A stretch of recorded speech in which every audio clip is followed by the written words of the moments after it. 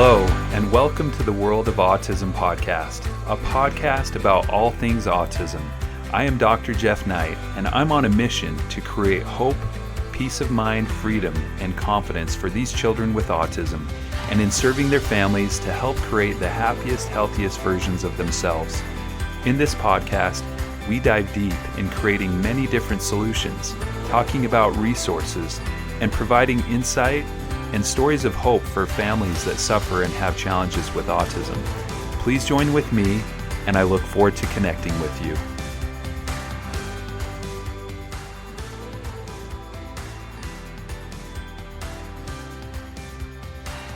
Hello everyone, it is so good to be with you again. This is Dr. Jeff Knight, the host of the World of Autism podcast. I'm grateful to be with you and to share an important topic today around freedom. So the day this episode will be published is July the 4th, 2024. For those of you that may be listening from out of the country, here in the United States of America, the 4th of July is our Day of Independence.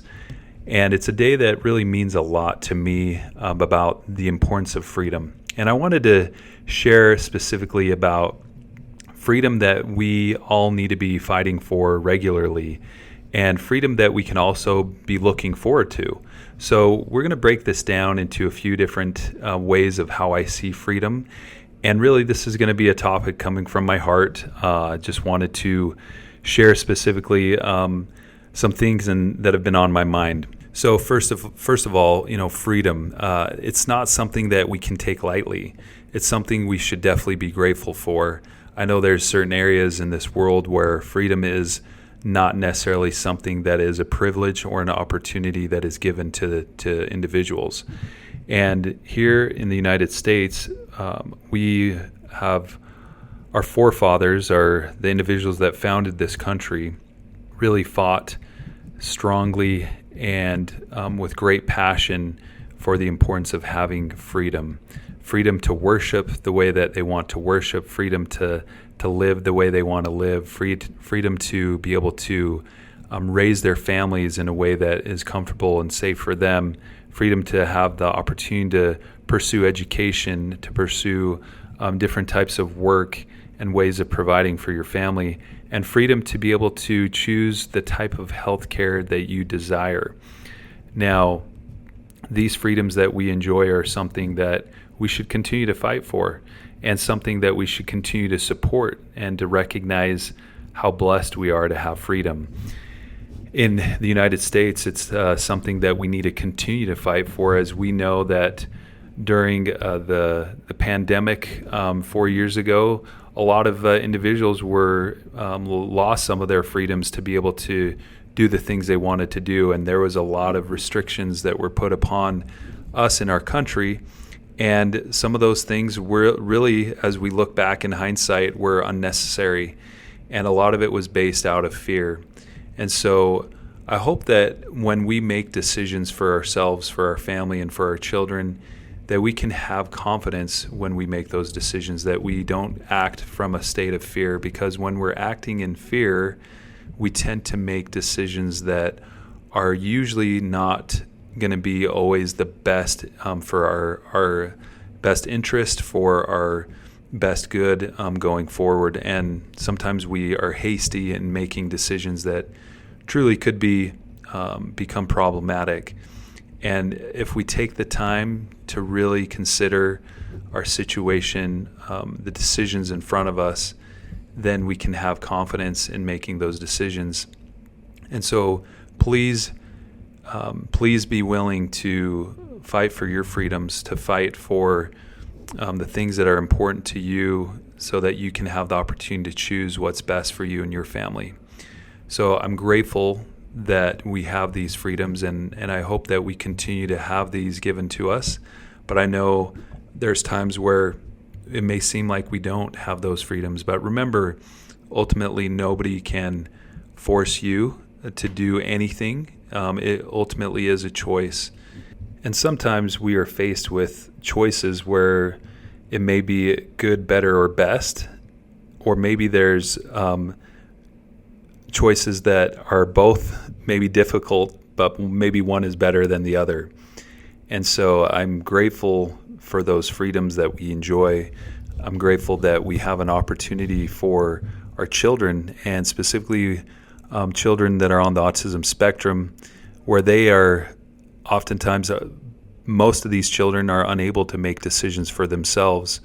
And so we are fortunate enough to have the opportunity to be their stewards, to look out for them, and to really consider what is in their best interest. And I admire the parents and the family members of children with autism, because I know they do everything in their power, and they do everything with what they feel is best for their child. And I know every decision is made out of love and out of concern and consideration. So I really applaud the parents of children with autism. So as we go forward with the freedoms that we enjoy in our country, in the areas that we live in, let's be grateful for those. And ultimately, the work that I do and how I serve my patients and the people that come to see me, or the people that I work with in my group programs, my hope is to create freedom for them in different ways as well. And the freedom that looks like is more of an opportunity to be able to do the things that you want to do, and to do them when you want to do them, and to be able to have that freedom to go about and pursue different activities, different goals, different maybe adventures that you want to go on. I know there's oftentimes when people have health challenges, it limits them in not being able to do everything they want to do. Maybe they have to be limited in their ability to get around. Maybe they can't walk the way they want to. Maybe they can't talk the way they want to and express themselves the way that they would like to. Maybe they're unable to do certain hobbies or activities. Maybe they can't go and work in certain professions because of the limitations that they currently have with their health. And so with autism, I know every parent that I've talked to, their biggest concern is what will happen if and when I or my spouse dies, and who will be there to serve my child, and how can we, if possible, create a way for this child to be able to become what we would call neurotypical, where they're able to have that freedom to work in the workforce, to be able to contribute to society. And so that is something that we are constantly striving for. I know that that's, for many people, that's not a reality. And so the freedom to be able to have that luxury and that blessing may not be granted to those individuals, to those families. And so I invite you to continue to look for the little wins, the little victories that may give you more freedom than what you had before. For example, maybe the 24/7 care for that child is no longer necessary because they are now able to function on a higher level, and their bodies are able to perform in a way that allows you to have more freedom, to where you don't need to have that constant supervision. But maybe you still will need to have that connection with that child, to where you will be their caregiver for the remainder of your life and their life. But I firmly believe, and if you go back to my second episode that I made of how there is hope with autism, I know that with the amazing abilities that our body has, if we can support it and give it the tools that it needs, I firmly believe, and I don't need to just believe this, but I see it, to where the body is capable of doing so much. And that's one of the incredible ways where we can create more freedom for ourselves as we honor our bodies, and as we strive to give our body what it needs. Then it allows us to have that freedom to live the way that we want to live. So I hope this has been something that maybe resonates with you. Maybe it connects with you on a deeper level. I firmly believe that freedom is a gift. It is a great blessing, and there's multiple layers of freedom. And I invite you to continue to strive to obtain freedom in whatever way is possible for you at this time.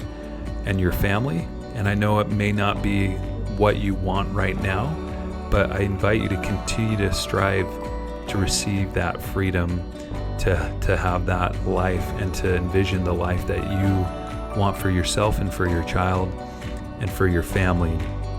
And as we do our part in standing up for what's truth, then that allows us to have that freedom and that peace of mind that we all want.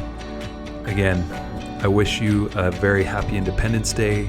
God bless the United States. God bless America. God bless all the wonderful countries in this world that are striving to do good and to be good. And I'm grateful for the opportunity to interact with you. So have a wonderful Independence Day. God bless you, and continue to fight for your freedom.